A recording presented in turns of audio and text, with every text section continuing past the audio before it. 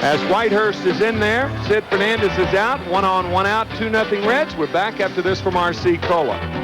And that's the good thing with Wally Whitehurst now. Wally Whitehurst has control and has confidence in that curveball.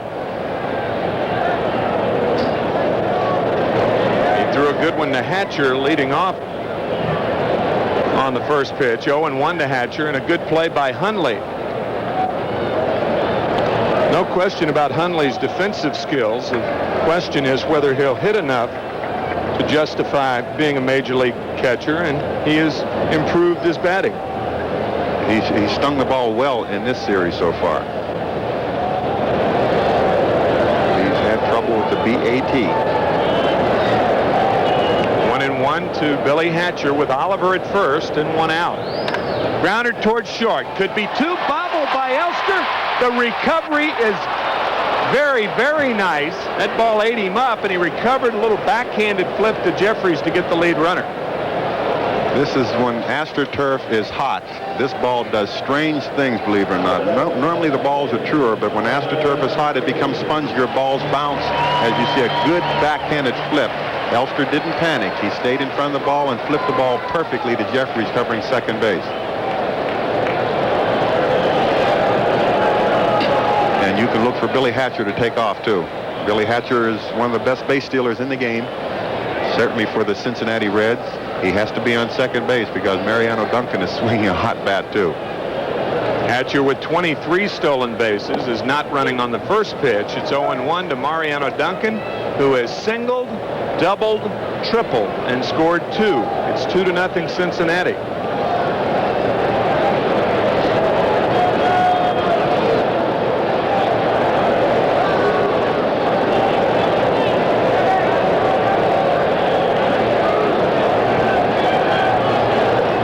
By Whitehurst, Hatcher back. And Hatcher was going, too. His first break was to second base.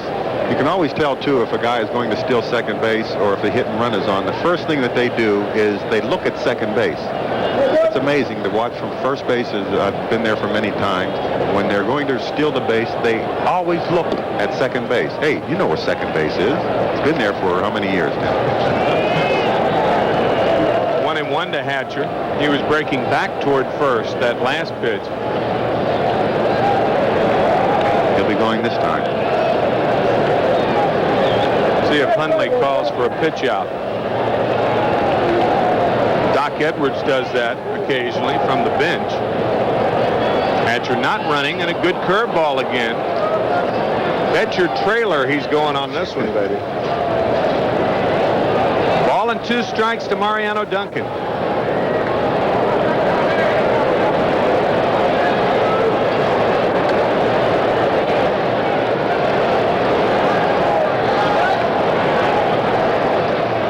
There's Doc Edwards, the dugout coach. Talking to Doc about pitch selection before the game for about 20 minutes. Very, very interesting philosophies on that. There goes Hatcher. Curveball tapped toward third. Tuffle throws out Duncan to end the inning. So a good job by Whitehurst. The Reds fail to score in the 7th, but they lead 2-0 after 7, and we're back after this from Busch Light.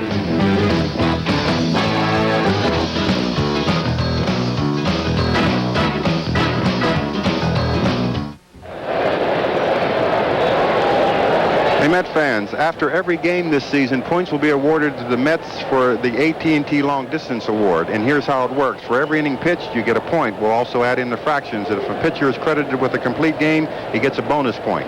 And at the end of the season, the man on top will win the AT&T Long Distance Award. You see Frank Viola is leading. Doc Gooden is second. David Cohn, Sid Fernandez, and Bobby Ojeda.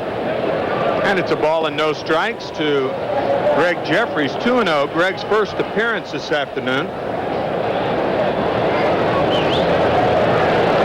Had a back problem. That's why he didn't start. Told me before the game that looked like a back problem. That swing, did he? Told me before the game that he didn't know how it happened. It's loose now. Yep. I really attribute playing on AstroTurf and then going to grass. Those things happen, and he heard it over in Atlanta. And that running track in Atlanta, it's real hard, crusty on top. Underneath, it's a little soft. 3 balls and a strike to Greg Jeffries. 2-0 Cincinnati here in the 8th inning.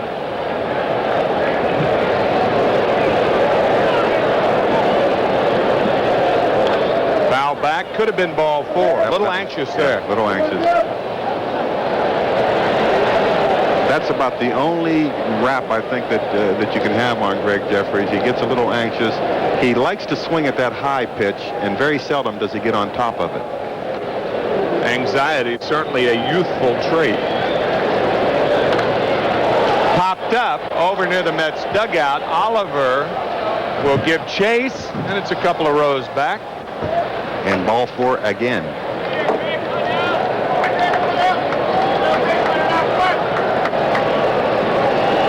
That old adage again, a walk is as good as a base hit. He hit a home run. Really, I mean, it gets your guys back in the ball game, but you got to get on base right here, Greg Jeffries. You got to get on any way that you can, and if it means taking a walk, go ahead and take it.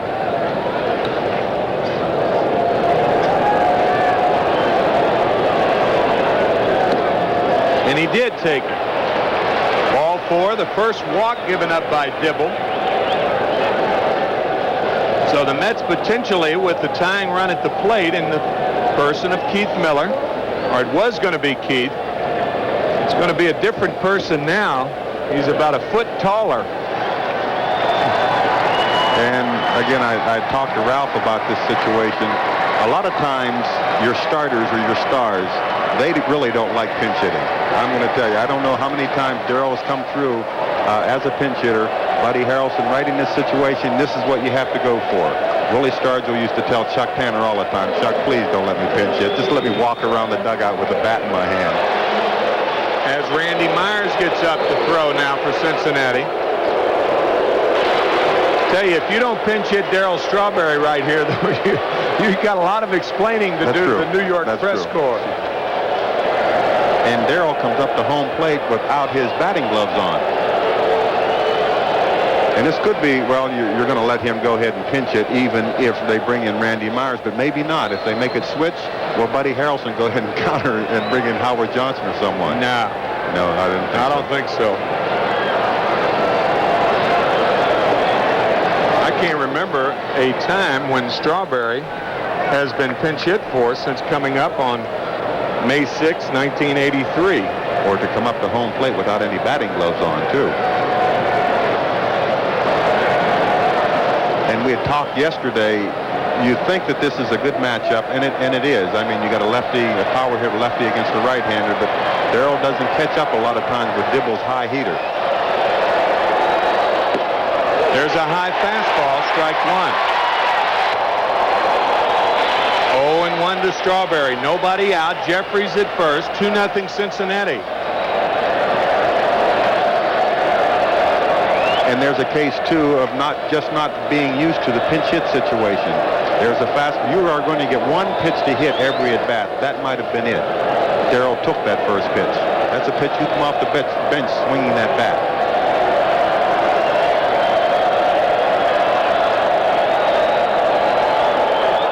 High and away, ball 1, 1-1.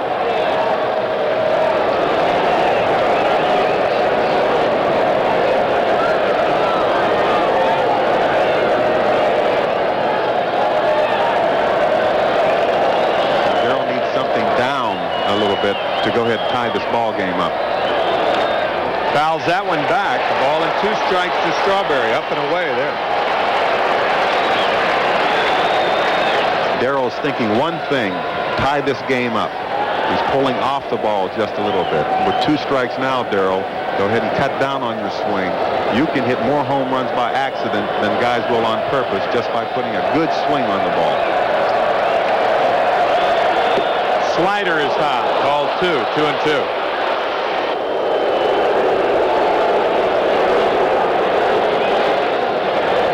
Dibble with 141 strikeouts in 99 innings last year, 10 short of Goose Gossage's record for relievers. Gossage had 151 in 1977. 2-2 to Strawberry.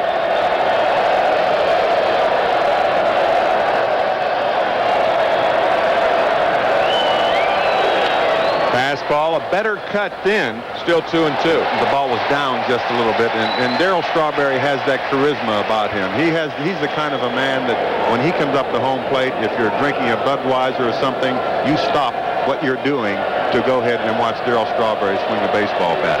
If we see that pitch, if he gets that ball down just a little bit, that's Darryl Strawberry's happy zone.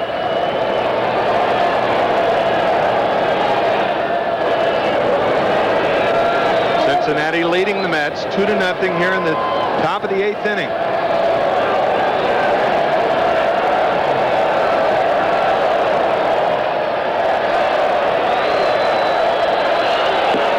Swing and a miss. Got him on the high fastball. 1 out.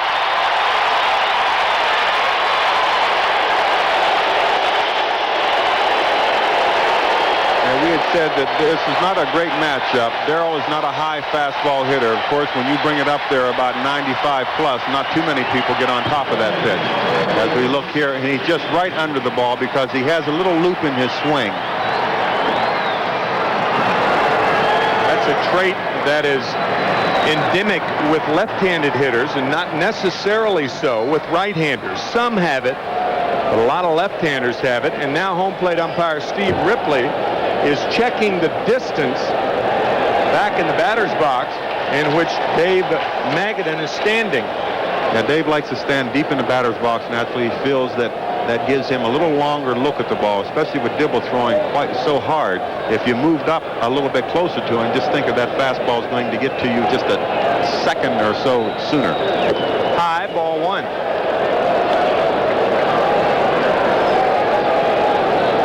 Two doubles by Eric Davis plating Mariano Duncan in the 4th inning and 6th inning.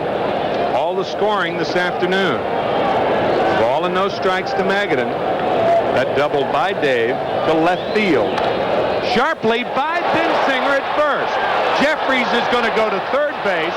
Magadan stops at first, and the Mets have their best scoring opportunity of the afternoon. And again, as we talked about before, because he's moved his hands away from his body a little bit, it allows Dave Magadan to go ahead and turn on pitches. Normally that pitch, he would hit the ball, just loop the ball to left field or so. But here he has enough bat speed to go ahead and drive the ball to right field. Right there, perfect swing, right past the first baseman. So Magadan at first base, Jeffries at third. The Mets have had one other runner on at third base. That's Kevin McReynolds. But there were 2 outs in the 5th inning when Kevin was there. And carry on a good cut. He fouls it back, 0-1. It was a pretty good cut, too. Just up out of his zone a little bit.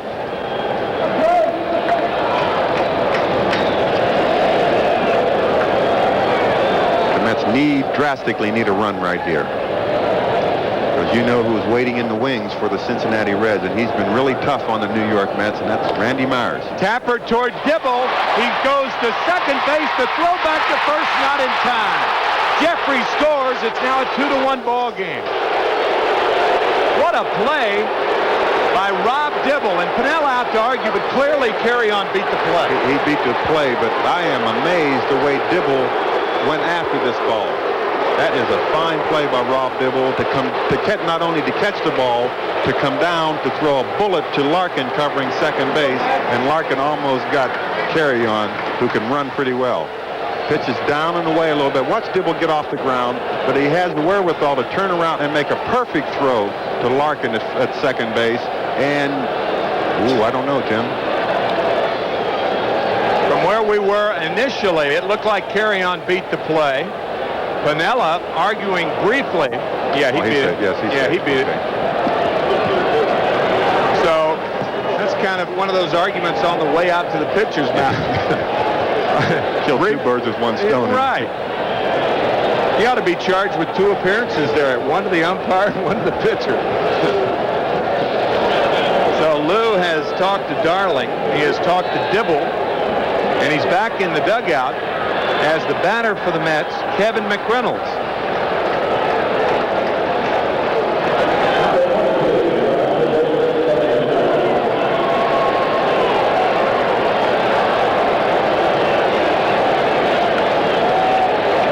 And if you remember, too, Lou Piniella came out and talked to the starting pitcher, Norm Charlton, the last time that Kevin McReynolds was up. And Charlton struck him out. That was in the 6th inning with runners at first and second and 1 out. Tim Tuffle ended the inning by grounding out. 2-1 ball game, Cincinnati on top. 1 ball, no strikes to Kevin McReynolds.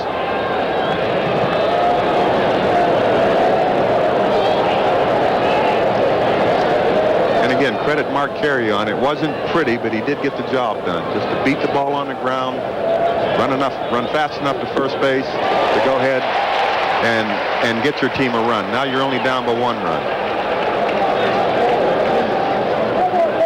That was one of those RBI, inadvertent RBI. 1-1 to McReynolds. Carrion's 22nd ribby of the year. Foul back. He was on that one. Ball and 2 strikes.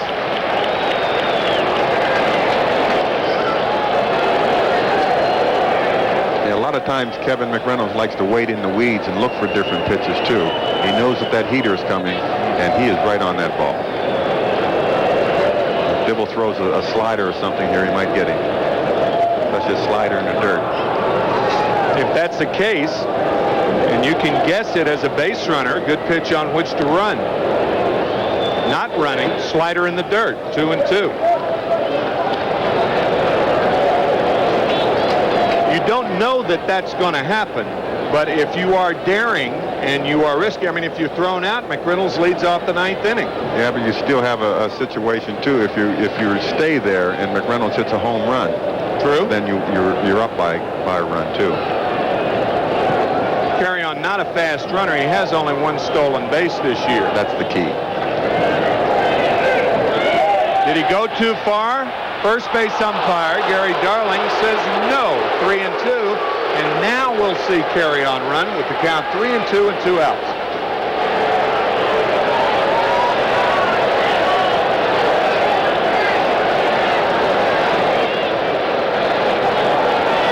Be very interesting. If Kevin McReynolds walks, does Buddy counter? Does Buddy do something? Maybe Howard Johnson waiting back in the wings to pinch hit for Tim Tuffle.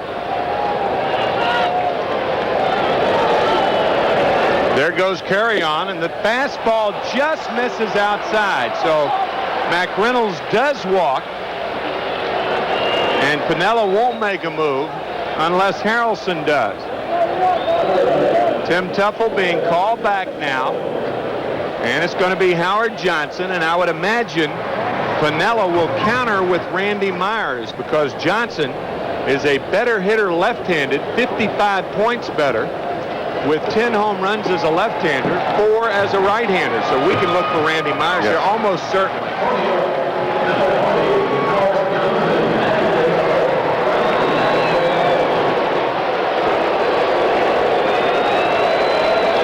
And Phenia meandering out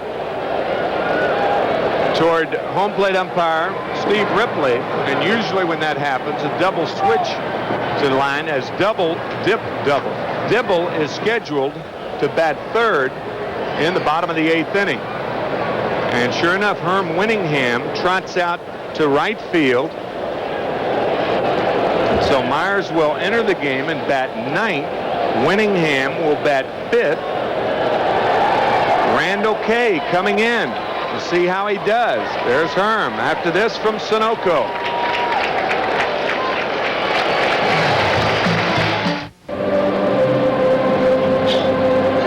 Pitcher Randy Myers, and he's leading the league in National League in 19 saves. Ironically, 5 of them have come against the New York Mets. Randy Myers 3-2 with a 2.08 ERA, and look at his strikeouts per innings pitched. 56 strikeouts. Look at his hits per innings pitched. 47.2 innings pitched and only 28 strikeouts. We've seen the last of the 28 hits. We've seen the last of the nasty boys. There are no more nasty boys in the bullpen. So I guess this should be a pleasant afternoon from here on out. Howard Johnson now pinch hitting for Tim Tuffle.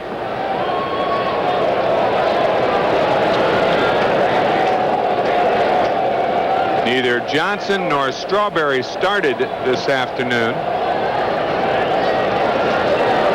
Hojo as a pinch hitter. His first pinch hitting appearance of the year. That's because he starts most of the games. Howard batting .205 as a right-handed batter. Outside corner, strike one. And that's something that Randy Myers has done this year, and that's why he's made the All-Star team, to throw that hard and to hit the outside corner. There's that intense look that Randy Myers can give you.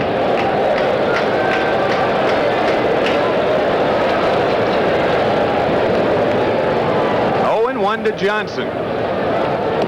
Outside corner. 0-2 to Hojo.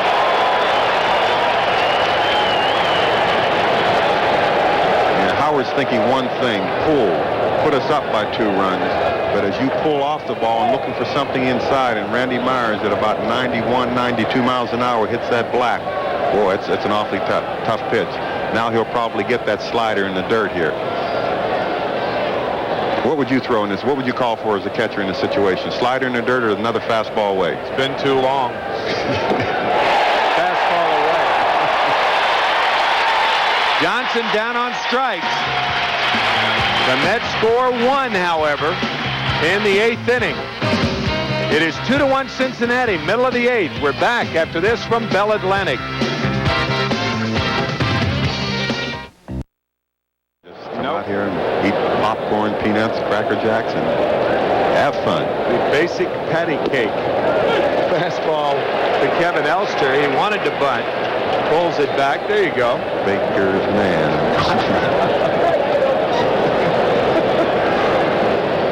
25.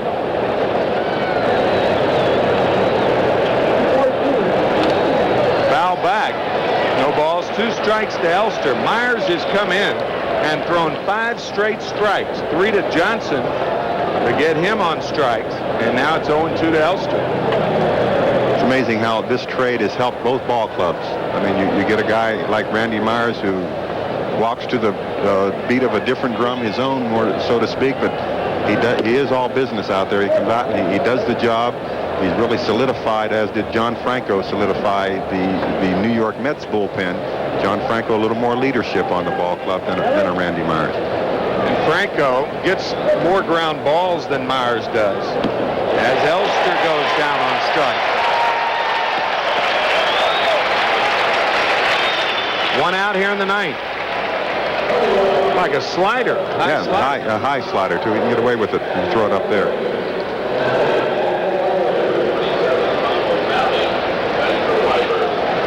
The Mets have used Todd Hundley, Darryl Strawberry, and Howard Johnson as pinch hitters. Also, Greg Jeffries is in the game, so they are confronted with a lefty-lefty situation, and Tom O'Malley pinch hitting for Wally Whitehurst.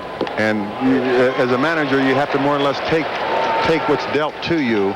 And Buddy gets, and the New York Mets kind of get a nasty blow by having Mike Marshall in the hospital. This is a perfect situation for Mike Marshall. Mets playing with a 24-man roster.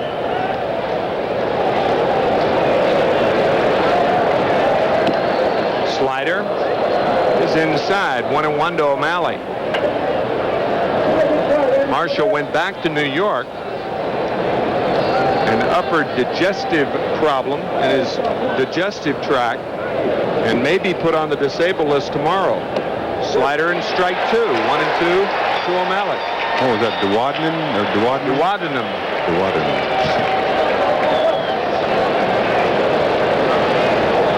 I think it's D-U-O-D-E-N-U-M. Duodenum. And I can only really utter that 1 time slowly, not 2 times fast. Slider fouled away, so O'Malley stays alive. And again, the Mets are blessed with having Tom O'Malley. Had a banner year last year in AAA, led the league in hitting in AAA, came up with the New York Mets, sat around, pinch hit, and did a great job as a pinch hitter. And spot starter, he'll pick up Howard Johnson at third base. Nothing spectacular, but he can swing that baseball bat.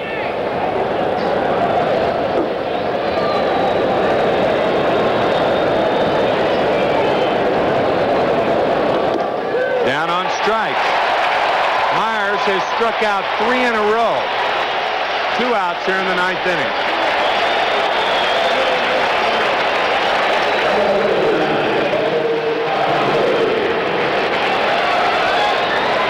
So Buddy Harrelson is down to Todd Hundley as his last gasp. The Reds on top 2-1. Hundley in his only at bat, pinch hitting for Orlando Mercado back in the 7th inning, lined deep to center field. And he fouls it back, 0-1.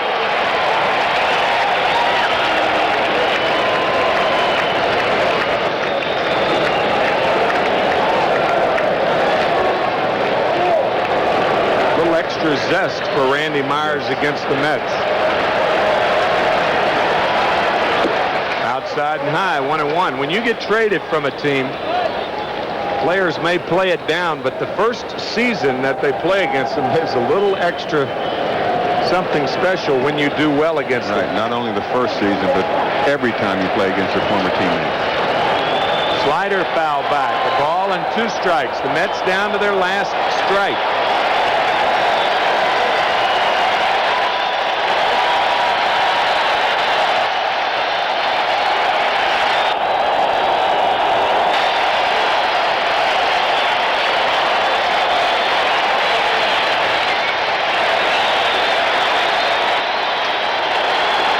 Got him. Wow, what a job by Myers.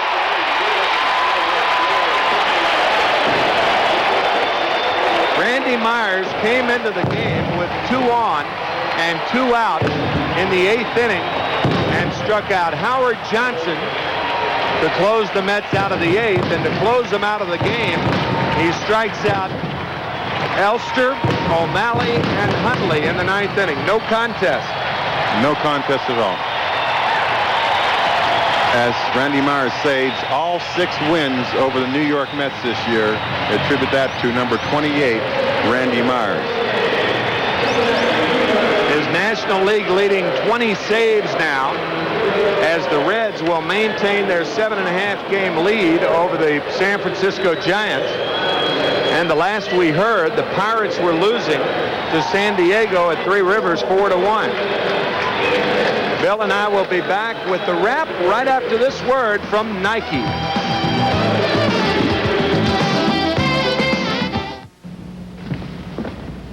Don't I know you?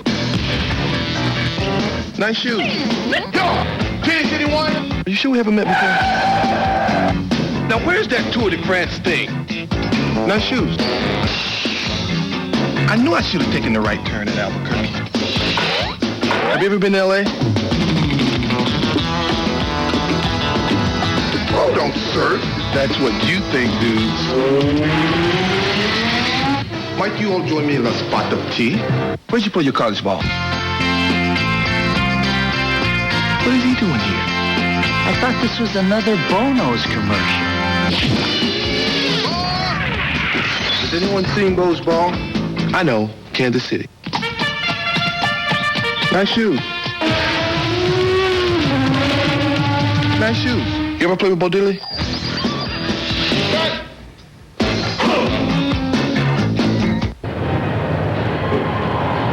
Tim McCarver along with Bill Robinson back at Riverfront Stadium in Cincinnati, as Randy Myers, with his 20th save of the season, comes in and strikes out the last 4 Mets in the 8th inning and the 9th. You think, I'll have to ask Bill, as the Mets go down 2-1, do you think that these 2 teams will be meeting in October? You can, as you would say, you can book it. This is, I think, we've just seen the prelude to the National League Championship Series.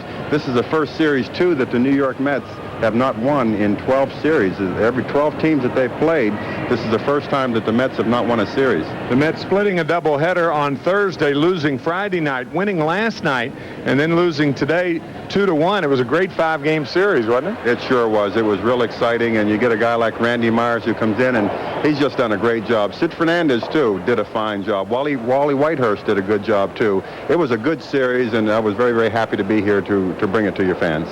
I'll tell you, it's no big surprise that the Mets scored only 1 run today. Really overmatched when you don't have Howard Johnson in the lineup. Howard out of there, Darryl Strawberry being given a day off. And with those 2 big guns out of there, it's tough to find any firepower, isn't it? It sure is, too. And again, I never have, like I said before, I never have liked my starters or my star players really to come in a pinch hit situation. They did strike out today. That's very, very unfortunate. But when you wanted, the last thing in the world Buddy Harrelson wanted to do was to use Darryl Strawberry and Howard Johnson in any situation. You're giving them a day off, let them have the day off. But again, as you said, I mean, he has the media and stuff to deal with. I mean, that was the perfect situation. But it's awfully tough for one of your starters or your star player to come in and have to pinch hit in that situation against the 2 guys, the 2 nasty boys, Darryl Strawberry against Rob Dibble, and then Howard Johnson against Randy Myers.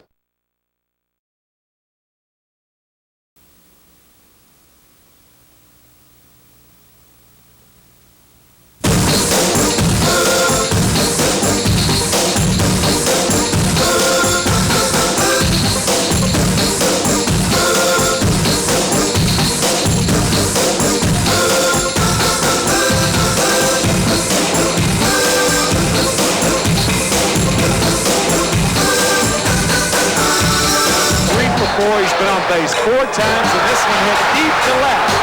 Back is Anthony. Back to the wall. Out of here! Kevin McGriddle's home run, and the Mets win it 7-4. And it's hit hard, and the base hit, and the Mets will win it. Darryl Boston with a single to right field, and the Mets win it 2-1.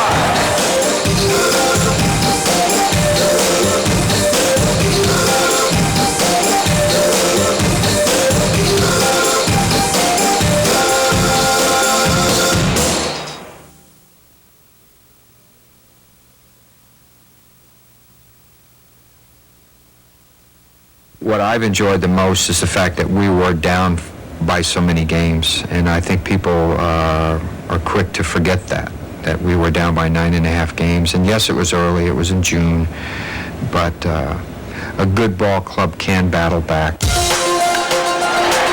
left. Back to the wall. Out of here! Home run, and the Mets win it 7-4. Oh, brother! Well, Dave might have hit himself into the lineup on a permanent basis with this day that he's had here today. As far as something that really turned my career around and really opened some eyes and got me to start playing every day, that game in Chicago where I had the 6 RBIs. And the pitch is hit down the right field corner. It might drop in. It does, and the Mets win the ball game. The Mets with 3 runs in the 9th inning. 1 ball, 2 strikes. And the pitch. Fastball struck him out. The emotion coming off that mound was just too much. I just kind of went berserk and went crazy in the dugout. Line drive, base hit, right center. The Mets win it 6-5 on a 2-out, bases loaded hit by Tim Tuffle. You don't want to make a mistake here against Strawberry. You got a fastball up in the strike zone, and once that happened, you know, I knew what to do with it. Hit high in the air, deep to right field, way back. Bonilla back to the wall, looks up, and it's out of here!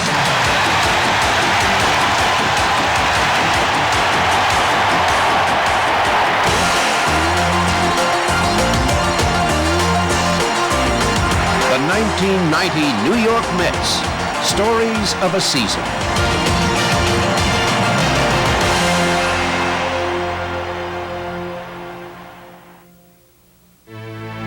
The Major League Baseball season began on a somber note in 1990 because it almost didn't begin at all. A lockout delayed the start of spring training by over a month. Finally, the camps were opened. At Port St. Lucie, there were signs that the Mets would return to the championship caliber form that had eluded them the year before. The injury that had forced Dwight Gooden to miss a good portion of 1989 appeared to have healed. Darryl Strawberry had overcome personal problems and was ready to swing his mighty bat. A rare surplus of good starting pitchers meant that Ron Darling and Bobby Ojeda would compete for the 5th spot in the rotation. New faces brightened up the camp, like Mike Marshall, who was expected to be the everyday first baseman. Marshall had arrived in a trade with the Dodgers, along with relief pitcher Alejandro Phenia, a setup man for the league's premier closer, John Franco, whom the Mets acquired from the Reds for Randy Myers. Add talent, subtract injuries, it equals confidence. Overall, it was our best spring training we've ever had as far as optimism and coming out of camp, feeling good about ourselves. There was no trouble. At that point, how I viewed it was that this team was in harmony and was heading in the right direction. It wasn't going to be any problems for the rest of the year.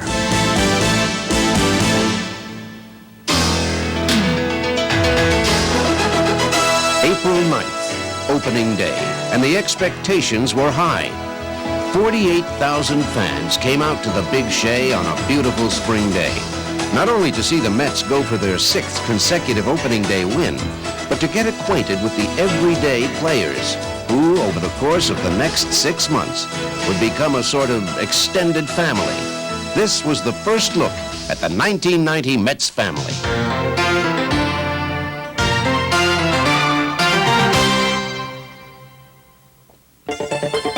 Fittingly, the Mets' opening day opponents were the Pittsburgh Pirates, who would be their primary competition all season long. It took the Bucks almost no time to make their presence felt. They hammered the Mets, exposing weaknesses in the process. Drifting, and cannot make the play. Backman rounding second, going to third. Really showing his inexperience in center field, drifting on that ball. You cannot do that. You've got to get back. And the ground ball to second could be a double play, and it's followed by Jeffries, and this has not been the Mets' day. I didn't make an error the whole spring training. I played great there, and my first game I made 2 errors. It was like, oh no. You know, it was a tough situation, but you know, unfortunately we lost. It wasn't one of the best opening days for the Mets. I think we got killed actually. This one is long gone. Goodbye. They made a major statement there that they were going to be a tough team to be, or be a force at least to be reckoned with. In '88, they were a great team, I thought, and we just kind of pulled away late in the year. In '89, they had some injuries. In '90, early in the year, they made it known early that they were going to be there. The 12-3 loss was the Mets' worst ever on opening day. Of more immediate concern, though, was that the team continued to struggle. That's an easy play. Heading for the plate. The throw. He beats it. 2-run score on a routine ground ball. Tagging up at second is Tuffle, but he will not cross over. Yes, he will. The throw to third, and he's going to be out. So Tuffle makes the last out of the inning at third and a bad base running mistake. The Mets made many early season mistakes, though none was more frustrating than one by David Coon. Breaking ball, grounder.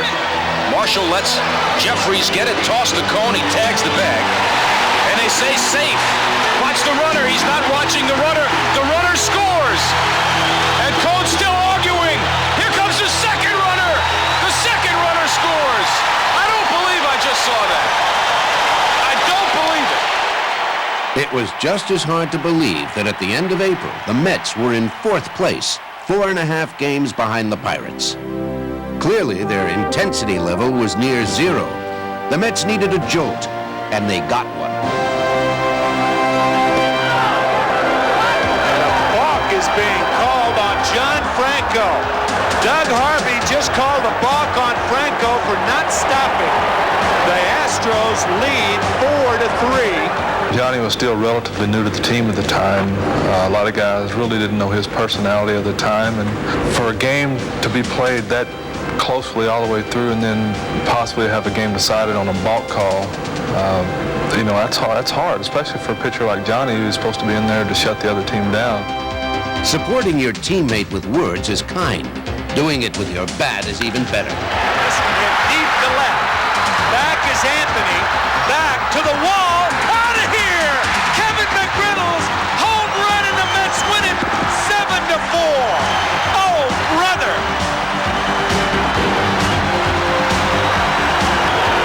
If there was ever a team that needed a victory like the one they got today, it was the New York Mets. think it was my first win as a Met anyway. That one right there meant something to me, and plus coming back from being down 1 run and the way they scored off of me, I was really still hot-tempered, and when K-Mac came up and just hit a home run, you forget all about that, and we got the win. The win gave the Mets an emotional lift, which they sorely needed. Another exhilarating spark was the acquisition of Darryl Boston. Boston was picked up on waivers from the Chicago White Sox and instantly breathed life into the Mets lineup. He prevented runs and provided them. And a towering fly hit deep to right by Darryl Boston. There it goes. Boston off, jumping. Can he get there? Diving, what a catch! Oh, Boston! The newest member of the Mets family gave a refreshing look to the outfield. Boston undoubtedly improved the Mets defensively, but Woman's Magazine would say he improved them cosmetically as well. In May, they named him one of the 6 sexiest men in baseball. I hate guys like him. He's tall, he's good looking, he looks great in clothes. The guys I don't like him. Guys like that I don't like. He's probably one of the better dressed guys, and probably on a limited salary. You know, we got some millionaires on this club that probably have better resources than Darryl. Darryl does the best with what he has. Tall, dark, and handsome, and he's gonna make some woman happy one day. One woman he's already made happy is comedian Whoopi Goldberg, who was at Shea as part of Comic Relief Night. Now this is the guy you like. This is the one. Darryl Boston. Darryl Boston. Darryl Boston, Chicago, Manhattan. I said, now he's here. Thank you, God. He's looking up here for you. I'm right here, Darryl. It's quite an honor, quite simply. Another publication wrote of the rhythm that Frank Viola had developed. Of the Mets' first 16 wins, 7 were by Viola, which he'd achieved without a loss. He joined the Mets in August of '89, but pitched just .500 ball. This year, though, he performed brilliantly, like a true maestro. The pitch, and it's popped up, and that should be the ball game. Huffle, the second baseman, is there, and he makes the catch, and Viola gets his 57th career complete game, his 12th career shutout. He was just very determined to show everybody that last year was a fluke year for Frank Viola. He was disappointed in the work that he gave us last year after we acquired him from Minnesota, and I think he was disappointed that he had a losing season. And I think he'd done a lot of extra work prior to coming to spring training to, get himself off on a very good start. My 7-0 start is nice, and that I was able to help the team achieve something.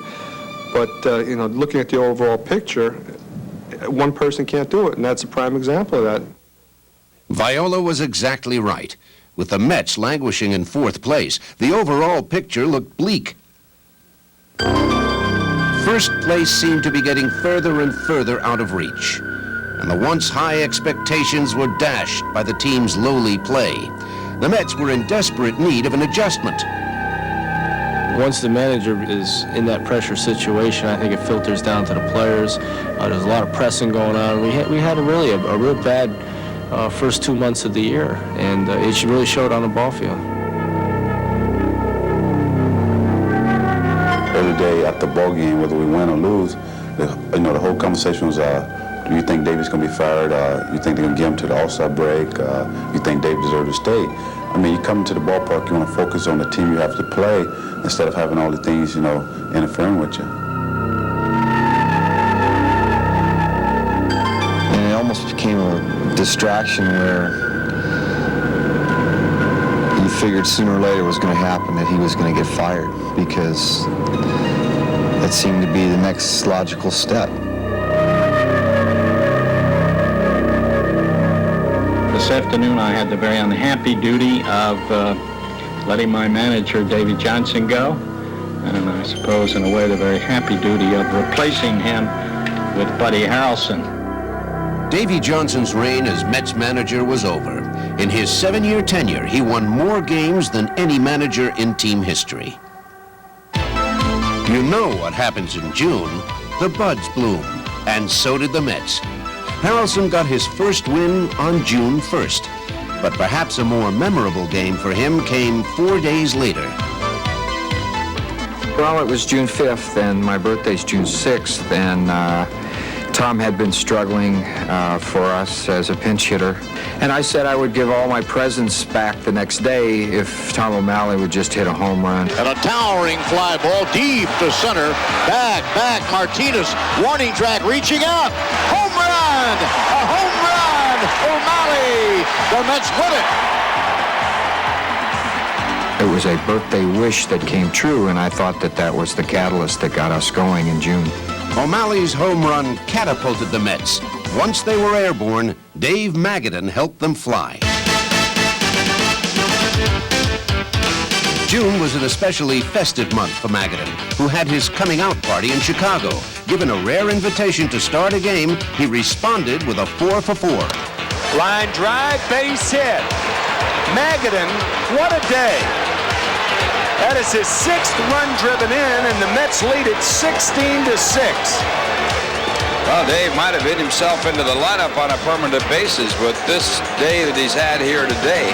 It's a tremendous lift for me to think about that day and what Dave Magadan did and the problems he's had, and he's really earned his spot and earned his wings as far as reversing their thinking.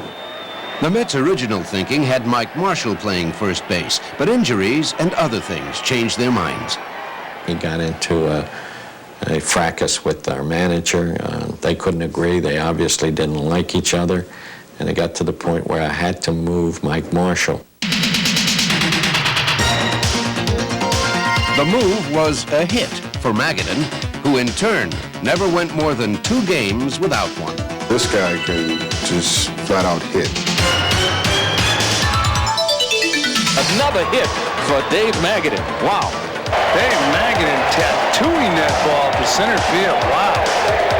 Who said he didn't have power? It'd be hard to imagine where this team would be without him.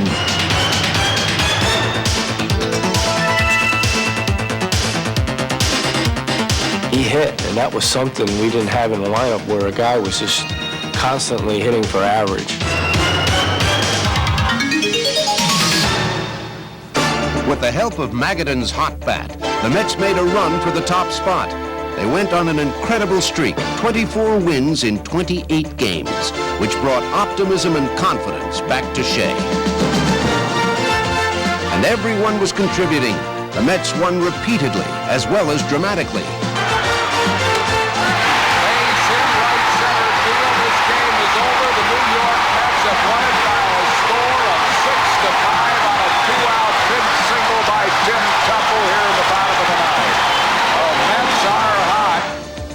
Greg Jeffrey's bat was sizzling hot.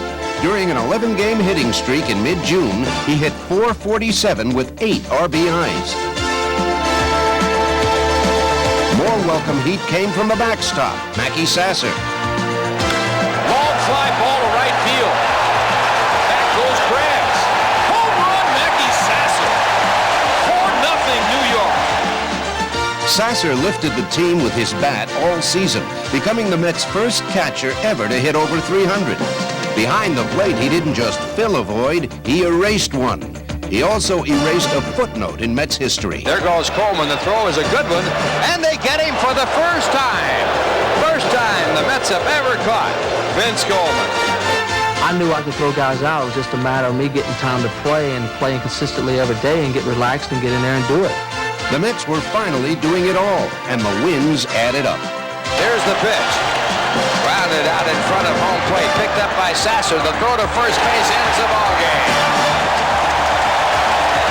And they have extended their winning streak to 11 consecutive ball games to tie a Mets record. While all the Mets participated in the team's June revival, no one contributed more than Darryl Strawberry. After a relatively slow start, Darryl came to life and simply tore the ball apart, just like he said he would. It was like June 1st, and Darryl looked at me and Doc, Dwight, and said, this is going to be one of the months where I just carry us where I hit 10, 15 home runs and drive in 30 runs. Strawberry's numbers for the month were eye-opening. He fashioned a career-high 18-game hitting streak, batting .412 in the process. He hit 10 home runs with 27 RBIs in June, dramatically pointing the team in a winning direction. He can carry a team on his shoulders for a period of time, and that's saying a lot. It's a lot different if I get hot, or Magsy or Howard or McReynolds gets hot, opposed to Straw. If Straw gets hot, he can carry a team. It's one of the most amazing streaks I've ever seen a guy get on. Darryl had 37 homers this year, but he doesn't just hit them, he crushes them far, far away. They're either shopping for a car or looking for the ball, one or the other. Strawberry, deep and high and out of his ballpark. Second home run of the game for Darryl Strawberry. What a bomb! That's when you know you're one of the most powerful hitters in baseball, is when your teammates admire your shots.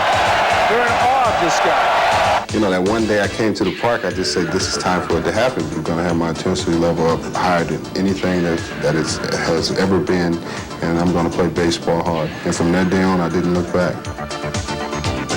Without Darryl's torrid month, the Mets' chances might have been lost. In June, they were found.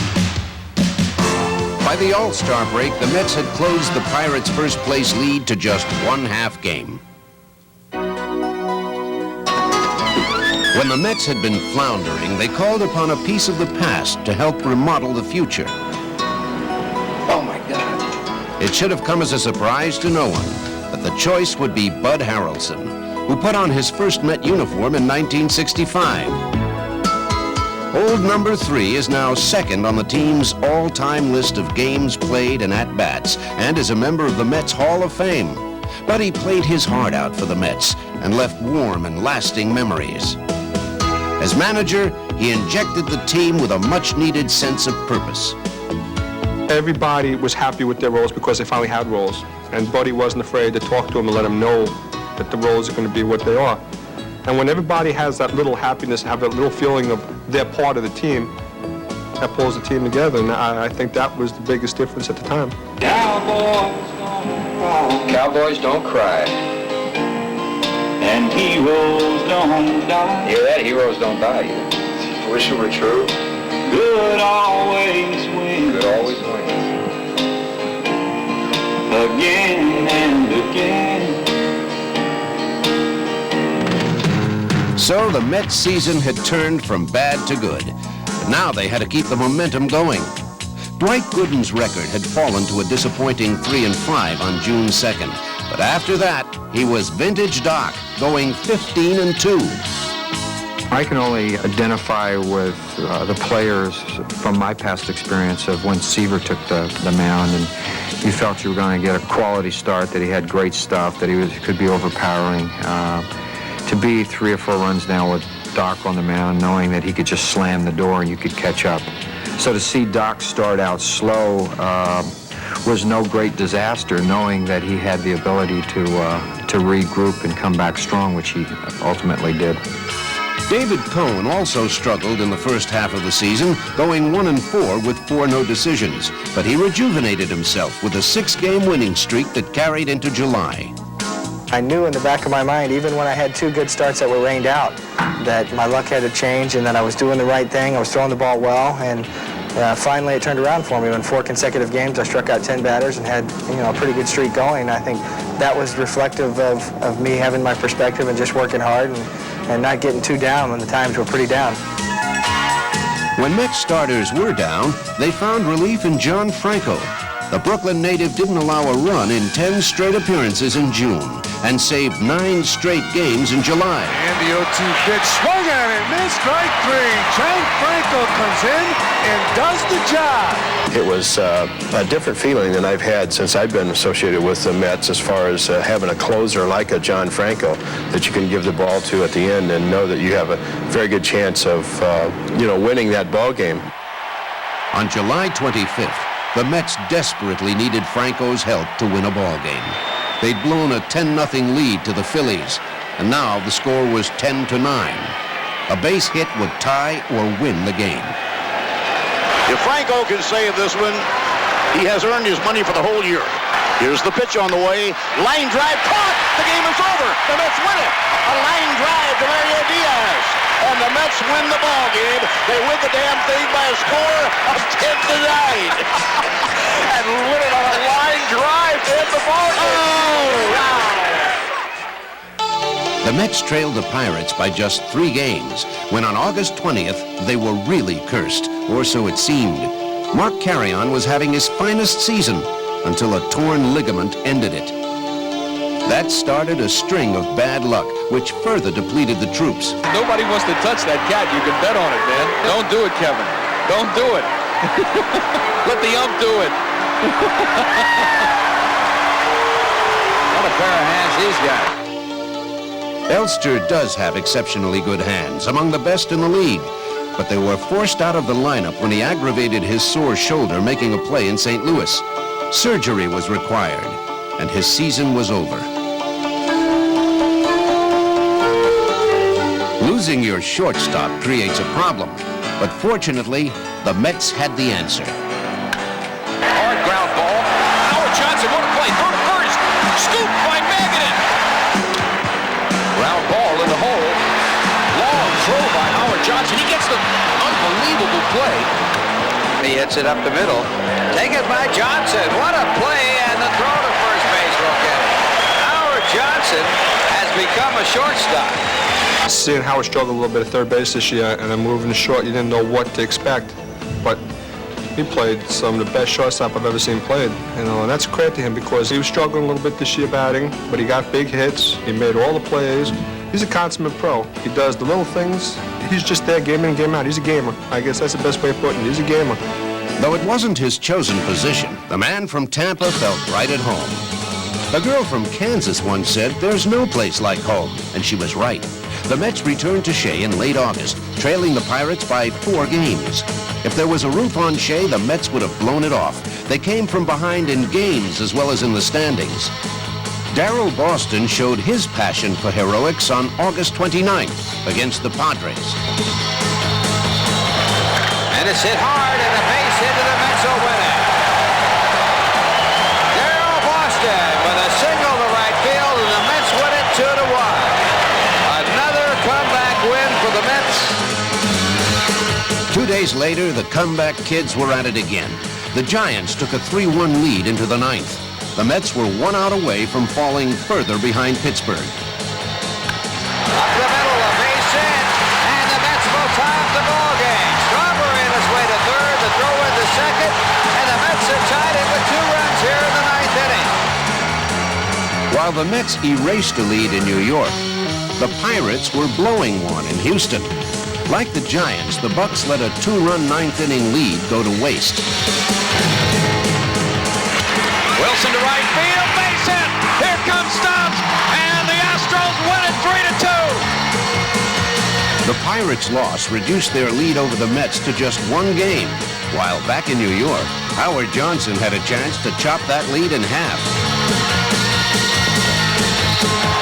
And the pitch is hit down the right field corner. It might drop in. It does, and the Mets win the ball game. The Mets with 3 runs in the 9th inning. And they win it by a score of 4-3. What a game! What a game for the Mets! Amazingly, as September started, the Mets were right back in the race. Why amazingly? Because the team had undergone a facelift. Of the 8 regulars who started the season, only 2 were positioned the same. Darrell Boston had become the center fielder. Dave Magadan was now at first. Hojo and Greg Jeffries played new positions. And 2 more newcomers rounded out the field. Tommy Herr was acquired for the stretch run. His dividends paid off in his very first game. And a well-hit fly ball deep to right field, way back toward the wall. Gone, a home run! With Philadelphia and St. Louis, Herr had been a Mets killer. In New York, though, he became a defensive cure. And the pitch. Line drive, a 1-hopper. The play is coming home from Tommy Herr. The slide, out at the plate! Out at the plate! He got it in to Charlie O'Brien, and O'Brien tagged out Matt Williams. Herr's throw was on the money to Charlie O'Brien, a defensive standout who the Mets acquired from Milwaukee when Sasser got hurt. There goes Jose. The fastball's a strike. The throw. Got him. What a quick release by Charlie O'Brien. Another late-season addition was Pat Tabler, who'd gained fame for his phenomenal .487 average with the bases loaded. Mets fans were anxious to see him in action.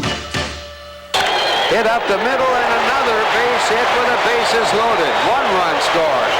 2 runs scored. Then Tabler with another base hit with the bases loaded. One reason Tabler was signed was to help the Mets overcome their most difficult obstacle of the season, left-handed pitching. It hardly mattered who the pitcher was or what team he was on. If he was a lefty, the Mets were in trouble. Lefties. 3 games we'll see all lefties, and I mean they'll bring guys out of the stands if they can pitch left-handed pitch against us. The Mets had the worst record in the league against left-handers, which would severely hurt them in September.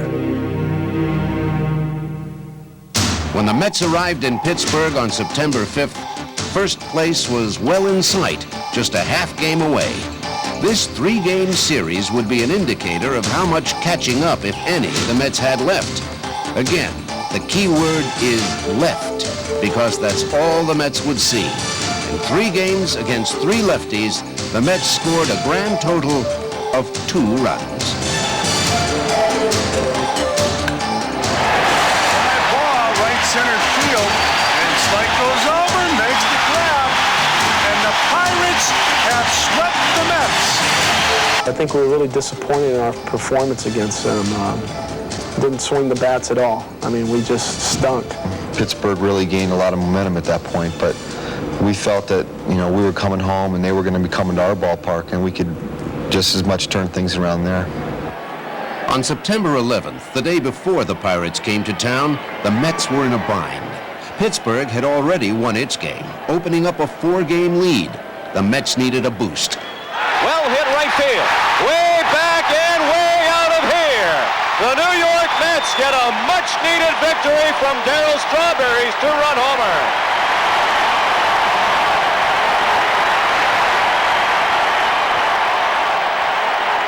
This was it, the 2 biggest games of the year. Both teams were hungry for the division title, but the Pirates, with their 3.5-game lead, were in the driver's seat. The Mets would need a strategy, how to score runs off a Pirate team that had silenced them a week earlier. The Mets' bats needed a wake-up call.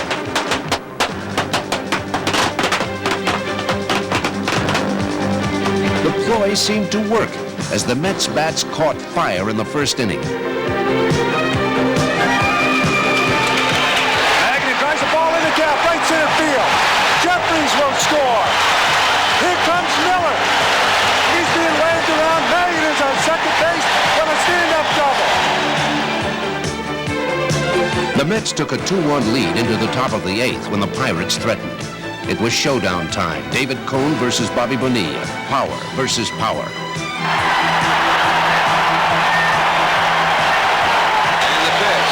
Fastball struck him out. 8th strikeout for David Cone, and that one a big one, leaving the tying run at second. The Mets were pumped up. Cone kept his intensity level up, but more importantly, he kept the Bucks off the bases in the 9th. And the first game belonged to the Mets.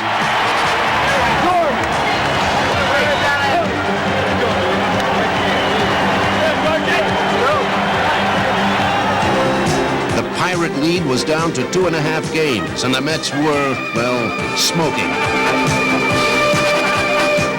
In the 4th inning of the next game, Darryl Strawberry took control. Ground ball toward the home base hit going into right field. Bonds gets a green light. Strawberry up with the ball. Here's the throw to the plate. It's going to be close. He is out at the plate. Strawberry's arm kept the Mets within reach. And in the bottom of the inning, his bat turned the game around. You don't want to make a mistake here against Strawberry. High in the air, deep to right field, way back. Bonilla back to the wall, looks up, and it's out of here. 3-run homer, Darryl Strawberry, and the Mets take a 3-2 lead. The Mets eventually took a 6-3 lead, which in John Franco's hands was insurmountable. And the pitch swung on and missed, and the Mets have swept the Pirates. Franco picking up his 32nd save, and the Mets pull to within 1.5 games of the Pittsburgh Pirates. They are 1 game back in the loss column. As it turned out, the Mets were never able to get over that 1-game hurdle. While they handled the Pirates relatively well, they struggled with the division's other teams. They got swept at home by Montreal and dropped 2 of 3 to the Phillies. A loss in Chicago was an especially hard pill to swallow. Slider popped up. Shallow left field. DeCinzo in, and he squeezes it. A bitter defeat. It reached the point where the Mets' future was in someone else's hands, and what happened in another game was as important as what happened in theirs. The Mets played hard, but ultimately, it wasn't enough. Well, the season has ended for the New York Mets. The Pirates winning 2-0 behind Doug Grayback today, his 22nd victory. And the curtain has fallen on the Mets for 1990. Here in the ballpark today applauding the trials and tribulations of the Mets in their hopes to win the pennant in 1990. Very frankly, I thought that by the time we got to September that we were going to win the Eastern Division, but that was not to be. And I want to point out that we didn't lose the Eastern Division.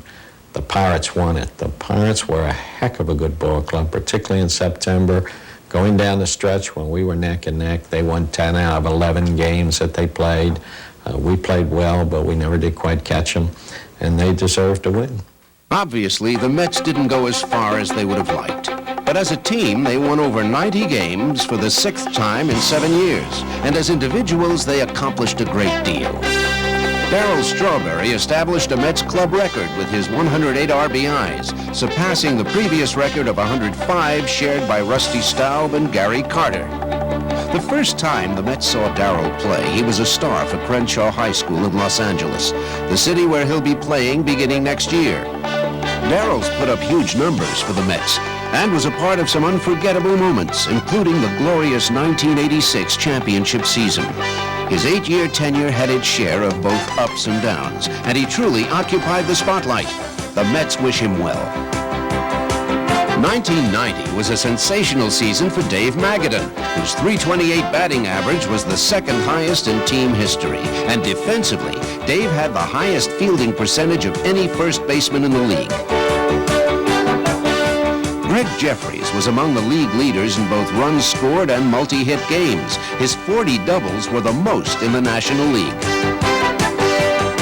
The Mets tied for the Major League lead in home runs this season with 172, which was 20 more than the total of any other National League club. The Met pitchers were outstanding this season.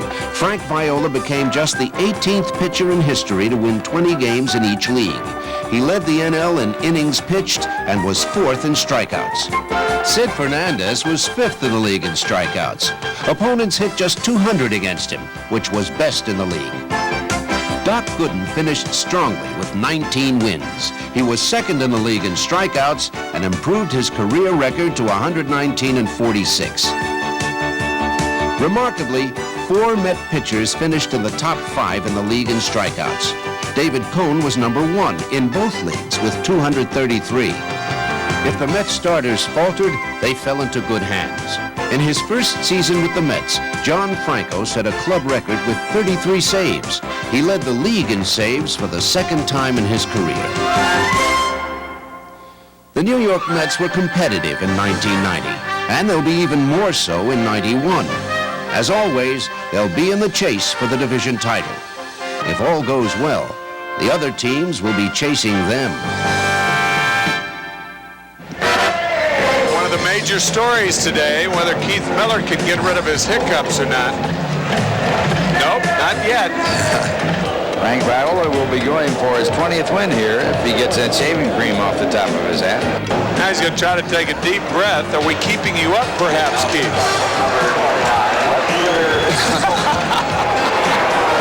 Imagine what's going to happen if Viola walks out to the mound with that shaving cream on the top of his cap. Scaring someone will get rid of, right? Oh, man. See? I told you. All you have to do is scare somebody, and that's what David Cohen was trying to do to Keith Miller, trying to scare the hiccups out of him. Do you think the umpires are going to bother telling him? That's unbelievable.